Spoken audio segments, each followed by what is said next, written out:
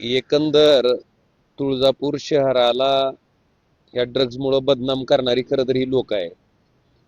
आणि बदनामीपेक्षा तिथल्या तरुण युवकांना या व्यसनाच्या आहारी घालणं म्हणजे अक्षरशः पुढची पिढी बर्बाद करणारी ही माणसं आहेत. आणि अशा माणसाला जर एखादा पक्ष प्रवेश देत असेल, राजकीय आश्रय देत असेल, तर मी तुळजापूरच्या जनतेला आवाहन करेन की बाबा आता ह्या लोकांचा हिशोब करण्याची वेळ लवकरच तुमच्यावर आहे.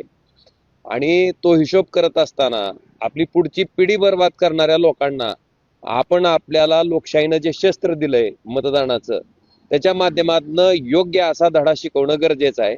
आणि मला वाटतंय भारतीय जनता पार्टीचं चालचरित्र आणि सगळ्यात महत्वाचं की मी कायमस्वरूपी म्हणत होतो की ह्या ड्रग्ज प्रकरणाला कुणी पाठीशी घातलं, कोण फोफावलं, मला वाटतं त्याचे खरे सूत्रधार हे राणा पाटीलच आहेत, हे त्या ठिकाणी अधोरेखित होते.